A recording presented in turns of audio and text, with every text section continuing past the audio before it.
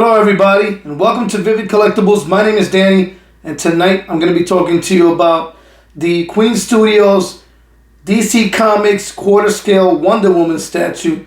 It is supposedly DC Comics. This is a lot more Gal Gadot and the movie, or I should say Gadot, than it is the comic version. We'll get into that in the review.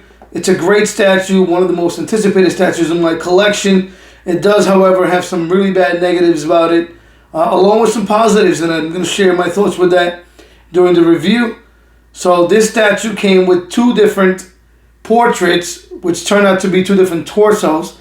It has the Gal Gadot portrait, which I'll show you here, and it has the comic book Wonder Woman portrait right there. So I'll get into the portraits in a little more detail when I get into the review. If you ordered early enough, you got a bonus shield and sword.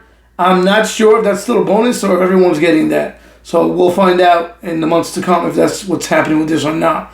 It also came packaged with this authentication card that Queen Studios packages in their stuff. It's very nice. It came in a very nice package with the straps on it that are now becoming a little more common in the industry, and a nice art box with the picture of the statue in the front. It was medium-sized box, not too big. So without much further ado, let's get into this particular statue. We're going to start with the base. So you have a mostly like beige and grays base. It's a toppled Greek temple. It's got some nice textures, some really good sculpt to it. The paintwork can be a little sloppy at times, but it mostly works.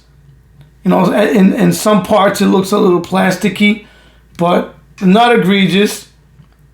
It looks good. Again, damage throughout, good details, nothing special, but it does complement Wonder Woman really well because the colors are muted. So you see this, I'm assuming that's the body where this particular head was supposed to come from. You see the damage, the nose is chipped. You see some nice designs there throughout. And then you have the Wonder Woman logo in the front. So more Greek designs around it. Wonder Woman logo again in the back. Again, nothing particularly special about the base, but it does the job. You have the gold trim in the bottom. So that really helps to complement and tie in with Wonder Woman. As you can see, she's standing on this toppled pillar. She's obviously got a very, very dynamic pose. Easily my favorite Wonder Woman pose. So now we're going to get into Wonder Woman herself. Now look at that. The boots are painted immaculately. There are some nicks to show some battle. You see some of the stone from that temple still on her. So she's right in the middle of battle. Look at the gold trim on the boots and some of that silver. Really, really nicely painted. They did a nice job. You have the strap there. Very, very, very good job. Now that's the left leg. We're going to go right to the right leg. See the buckle. Same thing. Good paint. See the wrinkles on there. And then the skin tones. The skin tones are a huge plus. I think Queen Studios did a great job getting the skin tones correct. And you have the knee guards right there. Part of the boots. They look fantastic. But like I was mentioning, the skin tones are really, really good. I think Queens does a great job of painting skin. She's muscular, but not overly done. She looks very feminine, very pretty. But look at the different shadings on the skin. Very believable. Painted very nicely. Very, very nicely. You move up, you have her skirt. Now this is plastic, this skirt, and it's one of my issues that I have with this statue, and I'll get into that when I talk about assembly. Look at the textures and the paintwork. Very nice, not overly done. And then you have her underwear. That looks good too. But I like the gold trim around it. Very, very nicely done. And then the upper torso, I think this is painted immaculately, sculpted beautifully. You see the battle wear, the damage. But there's a lot of texture to this outfit. Look at the Wonder Woman logo right there. The silvers and the golds. It looks fantastic. Again, good textures, good paint work. Very little to complain about as far as the paintwork goes. Again, right there. Very nicely done. The armor's done beautifully. Her musculature, she looks fantastic. Look at that. Look at the skin tones and the different shadings. She is muscular but feminine. There are some veins throughout, you will see, very subtly. I think they look phenomenal. The gauntlets, look at them, they look great. Again, there's some battle damage. That silver is nice and shiny. Again, that gold trim throughout looks really, really good. Her hands are sculpted very nicely. Look at that fist. You can see the tendons, the veins, and just a good shading to create that very lifelike thing. Look at that. I want to get this a little closer. There you go, right there.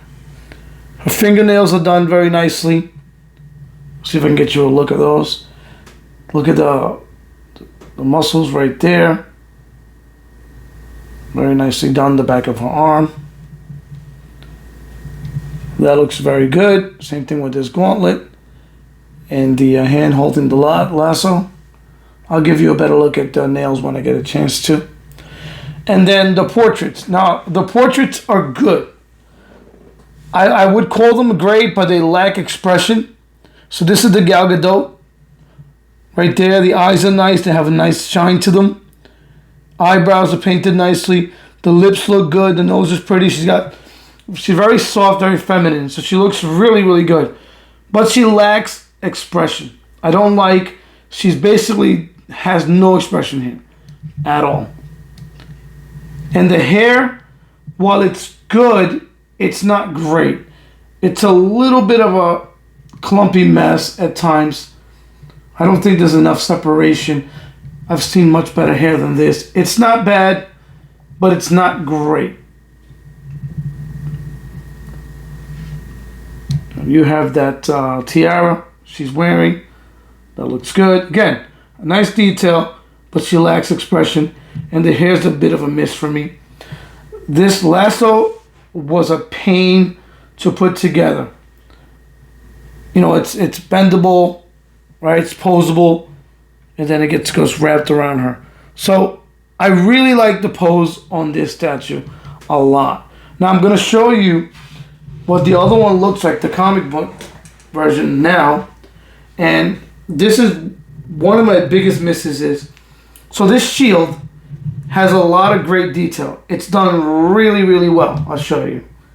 It looks amazing, great texture, it's beautifully painted. It looks awesome. And it's very nice, but it covers her portrait and you can't appreciate her. That's a big problem because I'm never going to use it for that very, very, very reason. Now I'm going to put this camera down for a second so that I can then take off the shield. Okay, I'm back, and now you can really appreciate her portrait. So she's got very pretty blue eyes, a different crown on her, right, a tiara. Again, painted nicely, looks good, also lacks expression. The hair is the same as the Gal Gadot hair.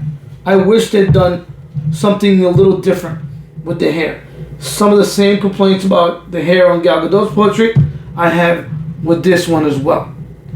I wish it came with two left arms so that I don't have to display the shield and cover her face. Rather just put the left arm there like she's holding the lasso, and at least I can get a better look at the portrait. As it stands, because I don't want to display her without anything, it looks ridiculous, I put the shield on it and it just covers her pretty face. So that's a huge miss. As for the sword's a huge, huge hit. It's metal. Okay, it's metal. Take my word, it didn't make any sound, but it is metal. And it's got a lot of intricate details. Look at that. Really, really a nice sword. Down to the handle. Look at that. Look how pretty that is. Just how much detail and great work they put into this and that handle. It looks phenomenal.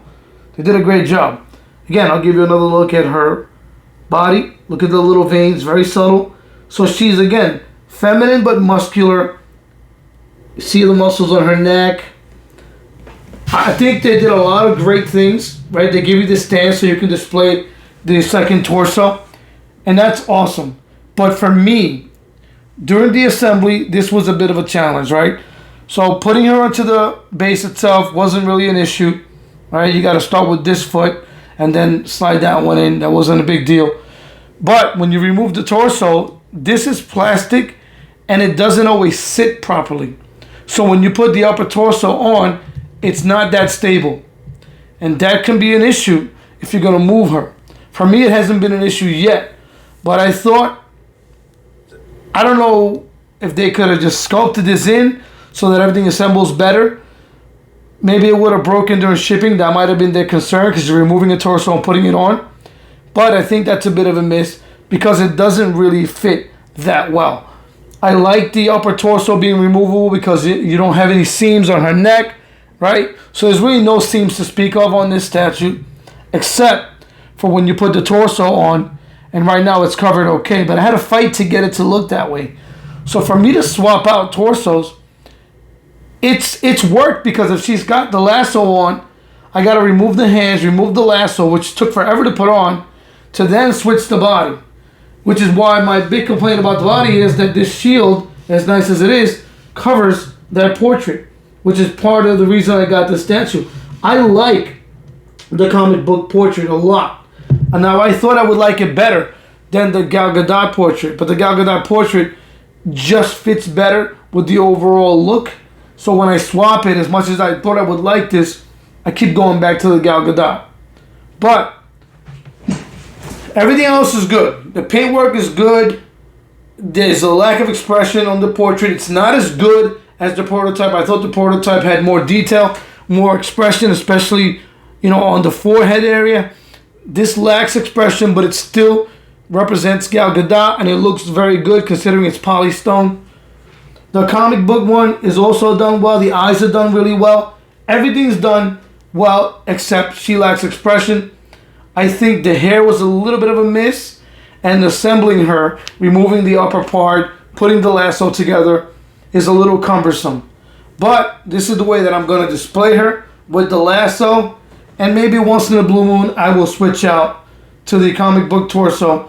Overall, very nice. I think Queens deserves a lot of credit for giving you a great overall product between packaging, paintwork, and everything else.